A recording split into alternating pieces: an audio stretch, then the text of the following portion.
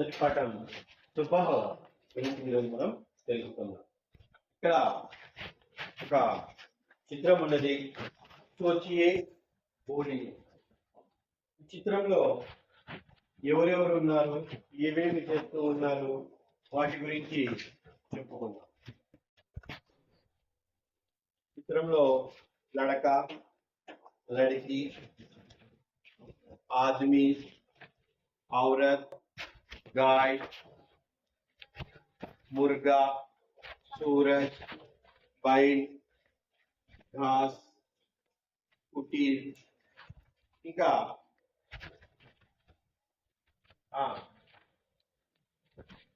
ఒకతను బుట్టలు అల్లుతూ ఉన్నాడు. అతన్ని ఏమంటారు? బాన్స్ అంటే ఏమి?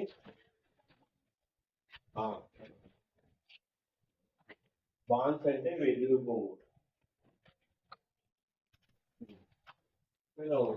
ఆ వెదురు ముక్కలు టోకరీ తయారు చేస్తూ ఉన్నారు. चित्र में क्या क्या दिखाई दे रहा है? ఇవన్నీ కూడా మనకి చిత్రంలో కనిపిస్తూ ఉన్నాయి. కిసాన్ క్యా కర్ రహా హై? కిసాన్ క్యా కర్ రహా హై? కిసాన్ అంటే రైతు. రైతు ఏం చేస్తూ ఉన్నాడు? పొలం. కిసాన్ खेत जोत रहा है. किसान खेत जोत रहा है. लोग क्या कर रहे हैं? ప్రజలు ఏమేమి పనులు చేస్తూ ఉన్నారు? ఏమేమి పనులు చేస్తూ ఉన్నారు చెప్పండి. ఇక్కడ 5-6 మంది పనులు చేస్తూ ఉన్నారు.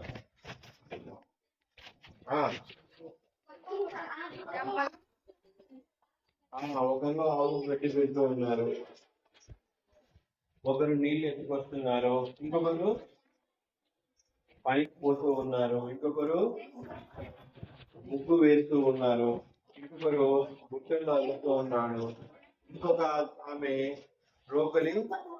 రోకలిలో ఏదో దంచుతూ ఉన్నది. ఇట్లా రైతు పొలం చేస్తూ ఉన్నాడు, పొలం సేద్యం చేస్తూ ఉన్నాడు. ఇట్లా మీరు రకరకాల పనులు చేస్తూ ఉన్నారు. विषय प्रवेश.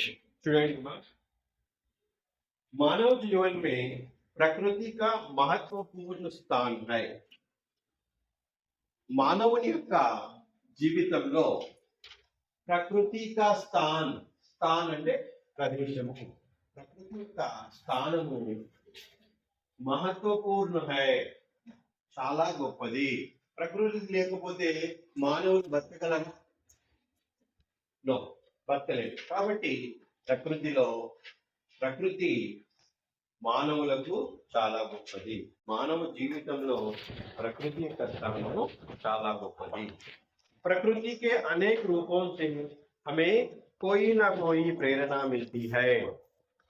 प्रकृति के अनेक रूपों से, ప్రకృతి యొక్క అనేక రూపాలు.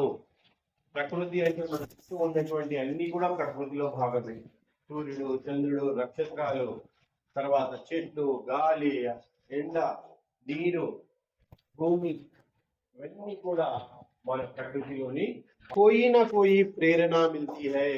ఏదో ఒక ప్రేరణ లభిస్తూ ఉంది, మోటివేషన్ లభిస్తూ ఉన్నది.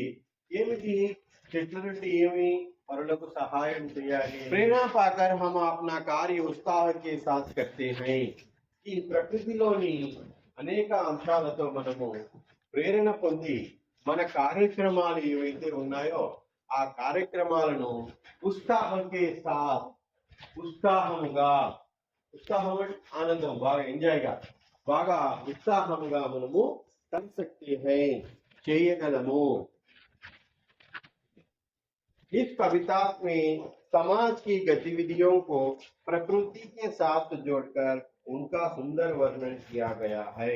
ఈ కవితలో మనకు సమాజ్ కి గతివిధియో, సమాజంలో ఉన్నటువంటి పరిస్థితులను ప్రకృతికి సాత్ జోడ్కర్, ప్రకృతితో జత చేసి, జోడ్కర్ అంటే జత చేసి, మ్యాచ్ చేసి, उनका सुंदर वर्णन किया गया है వాటిని సుందరంగా అందంగా వర్ణించడం సుబహ్ కవిత ఈ కవితలో 4 పద్యములు ఉన్నాయి ఇందులో ఒక్కొక్క పద్యంలో మనకు ఒక్కొక్క ప్రేరణ ఇచ్చేటటువంటి విషయము ఉన్నది దానిని మనం తెలుసుకొని మన జీవితంలో ప్రేరణ పొంది మనము ముందుకు వెళ్ళాలి అని కవి ప్రకృతిని చూపిస్తూ మనను प्रेरणा చేస్తూ ఉన్నారు सूरज की किरणें आती हैं सारी कलियां खिल जाती हैं सारी कलियां खिल जाती हैं अंधकार सब खो जाता है अंधकार सब खो जाता है सब जग सुंदर हो जाता है सब जग सुंदर हो जाता है ఇక్కడ కవి ఏం చెప్తూ ఉన్నాడు అంటే सूरज के किरणें आती हैं సూరజ్ అంటే సూర్యుడు సూరజ్ అంటే సూర్యుడు సూర్యుని యొక్క కిరణములు ఎప్పుడైతే ఆతి హై వస్తాయో ఎప్పుడైతే సూర్యుని యొక్క కిరణములు భూమి మీదకి వస్తాయో సారీ కలియా ఖిల్ జాతీ హై కలియా అంటే మొగ్గలు సారీ అంటే అన్ని सारी कलियां మొగ్గలు అన్ని ఖిల్ జాతీ హై విచ్చుకుంటాయి మొగ్గలుగా ఉన్నటువంటి ఏవైతే పువ్వులు ఉంటాయో మొగ్గగా ఉంటుందో పువ్వు ఆ పువ్వులు విచ్చుకొని చాలా అందంగా ఉంటుంది ఇప్పుడు మనకు ఈ చెట్టు మీద కొన్ని మొగ్గలు కొన్ని పువ్వులు ఉన్నాయి సూర్యుడు వచ్చినప్పుడు ఆ మొగ్గలు ఏమవుతాయంటే పుష్పించుతాయి వికసిస్తాయి విచ్చుకుంటాయి ఇట్లా అవి సూర్యుని యొక్క కిరణాలతో రావడం వల్ల జరుగుతుంది అంధకార్ సబ్ ఖో జాతా హై అంధకార్ చీకటి అంధకారము అంధకారం అంటే ఏమా అంధకారము చీకటి చీకటి అంతా కూడా ఏమైపోతుంది ఖో జాతా హై కోల్పోతుంది మనకు రాత్రి ఏముండింది చీకటి ఉండింది ఇప్పుడు సూర్యుడు ఉదయం రాగానే చీకటి ఏమైపోయింది ఎక్కడికో వెళ్ళిపోయి మాయమైపోయింది వెలుగు వచ్చేసింది ఆ విధంగా చీకటి అంతా కూడా వెళ్ళిపోతుంది సబ్ జగ్ సుందర్ హో జాతా హై జగ్ అంటే జగత్తు ప్రపంచము సబ్ అంటే అంతా ప్రపంచమంతా కూడా ఏమవుతుందిరా అంటే